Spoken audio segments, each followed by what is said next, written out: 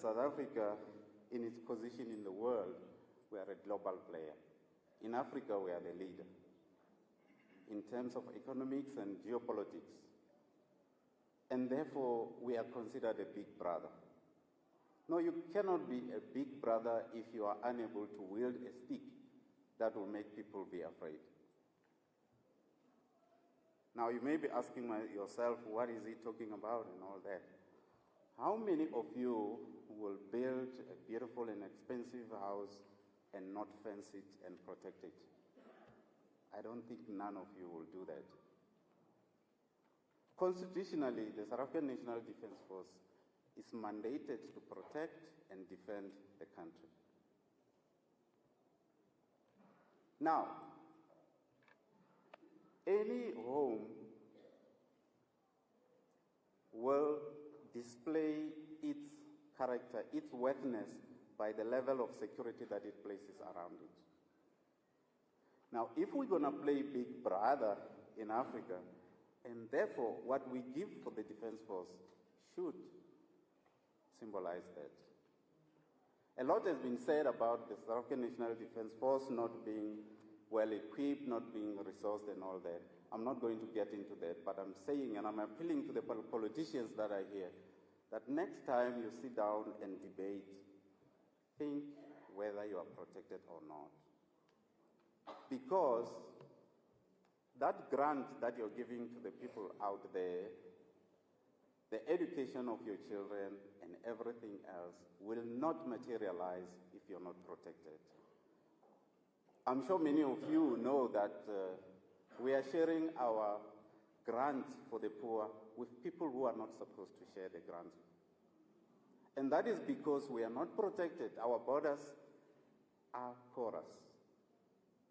And they're porous because you, the politicians, have decided you want a Mickey Mouse Defence Force. I'm sorry to say that. And by the way, the Adjutant General is here. I'm protected. I'm not making a political speech, by the way. Well, joining me for a conversation on this is the chairperson of the Defence and Military Veterans Parliamentary Committee, Dakota Lekwete. A very good morning to you. Thank you so much for making time for us this morning. Do you agree with the sentiments being expressed there by the Surgeon General that our Commander-in-Chief, President Cyril Ramaphosa, is essentially presiding over a Mickey Mouse Defence Force that has been created by politicians? Thank you very much, Alton, and good morning to all the viewers at home. I think I have to start by saying that it's just unfortunate that the General could not sense the occasion which he was addressing.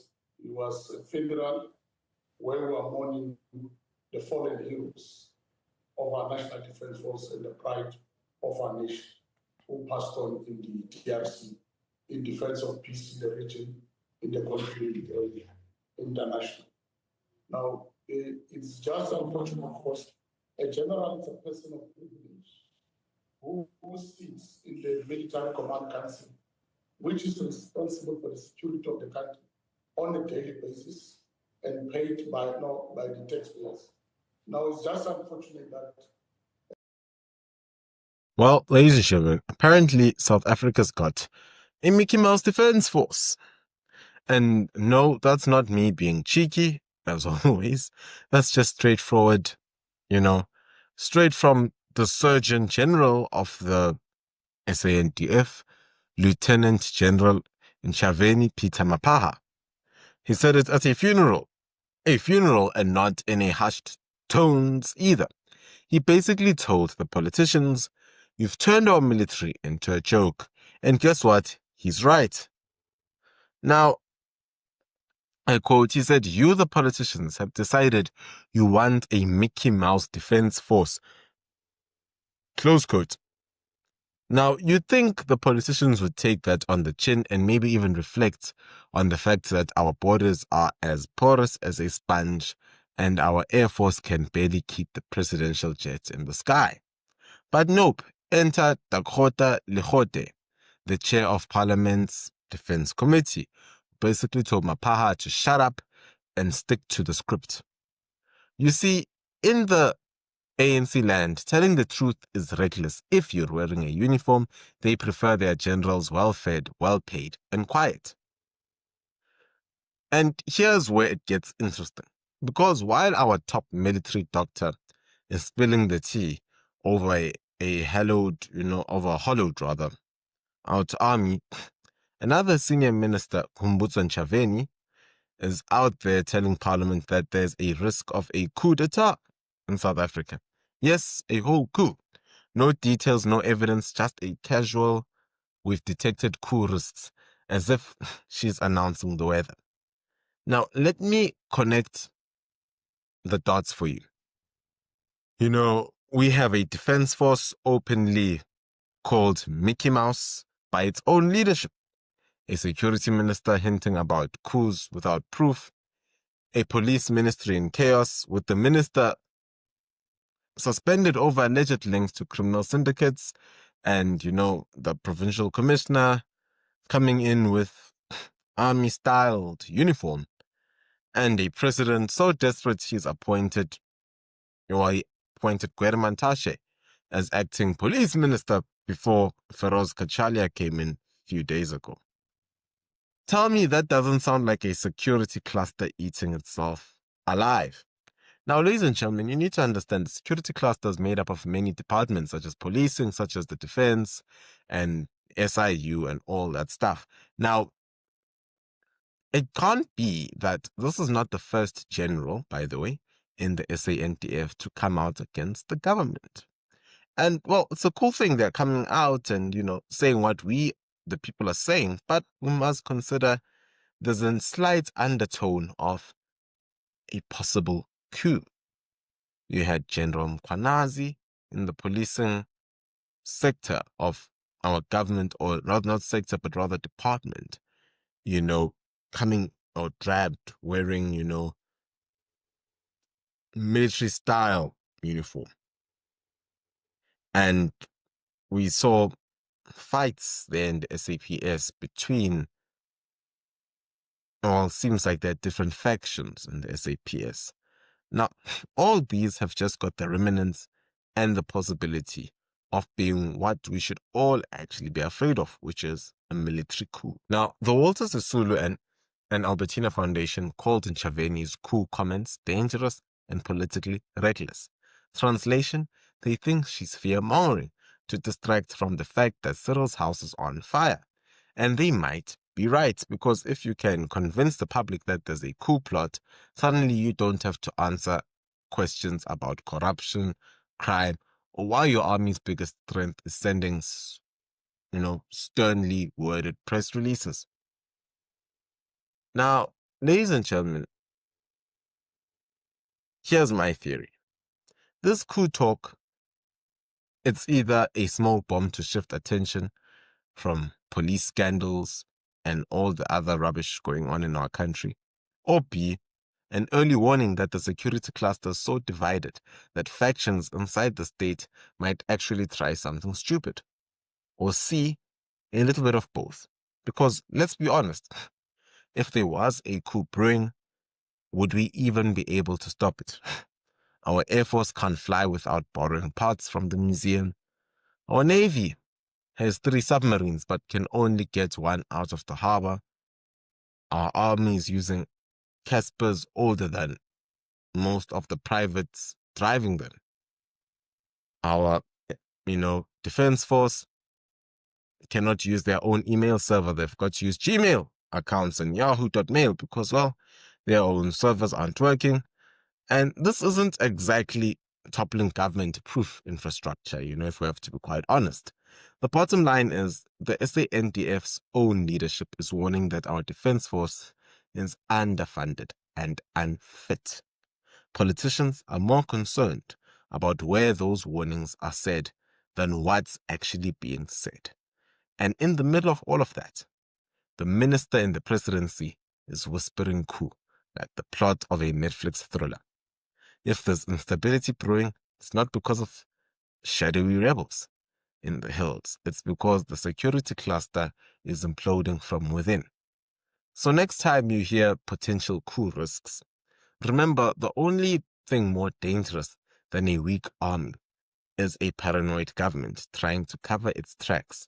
Because when your generals call you out, your ministers, well, they cry coup, and your police are on special leave. Well, let's just say Mickey Mouse might actually be running the show. It's the Mickey Mouse Clubhouse. Come inside, it's fun inside. I'm joking. Nonetheless, ladies and gentlemen, is Ntshavheni's coup warning a real threat or just political smoke and mirrors? And would our Mickey Mouse SANDF even be able to stop it? Many questions need to be asked. Many, many questions. It's funny how you can pick up on a supposed coup, but you can't pick up on Lesotho, insurgents planning an insurrection and a takeover of South Africa.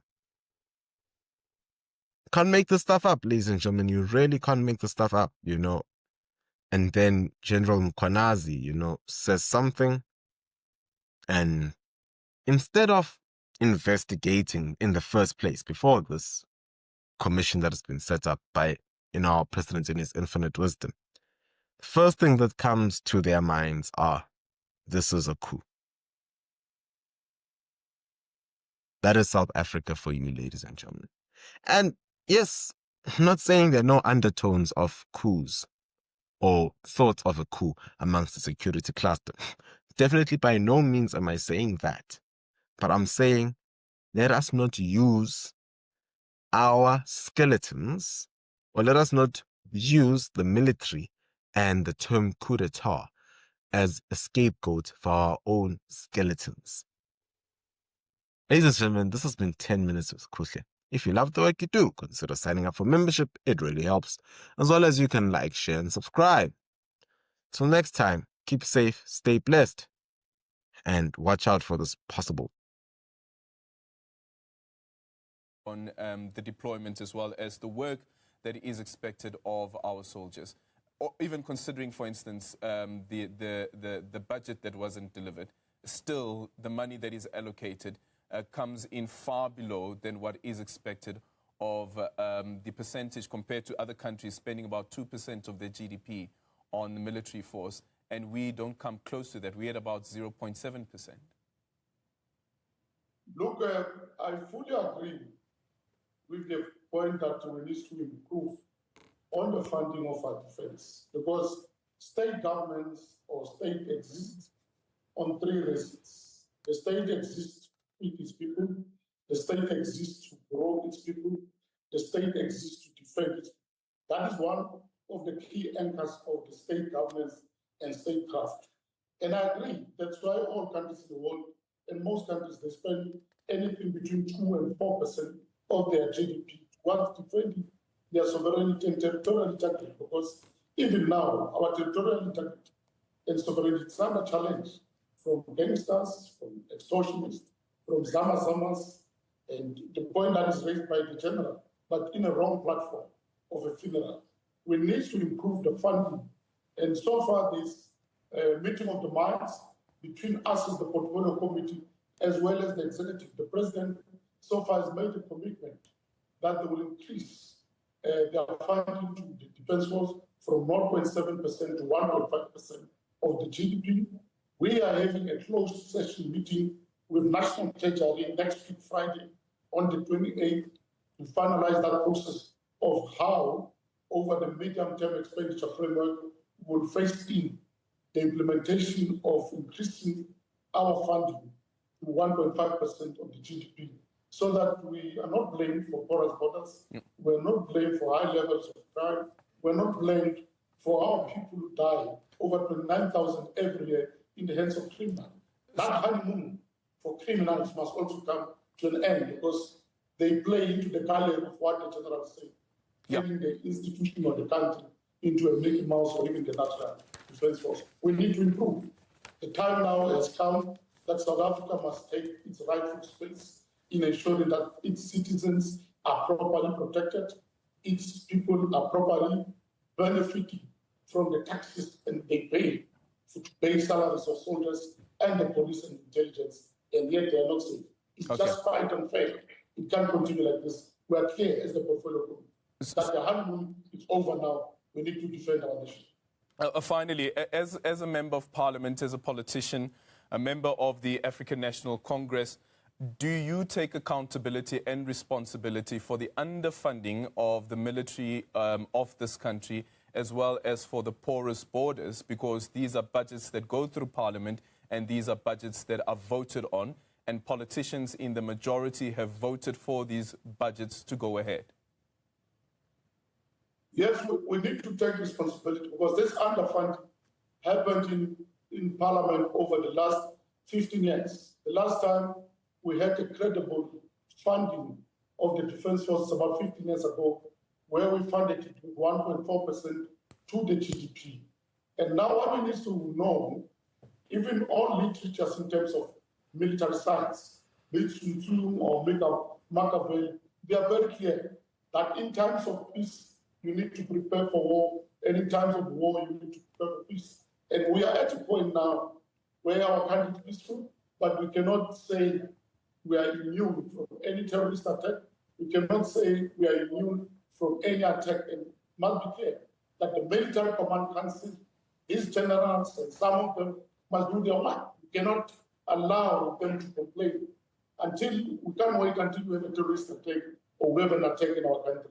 We need to wake up and smell the coffee, because in times of peace, we must prepare for war, and in times of war, prepare for peace. Thank you so much for your time. That is Takeover. He's the chairperson of Parliament's Portfolio Committee on Defence as well as Military Veterans.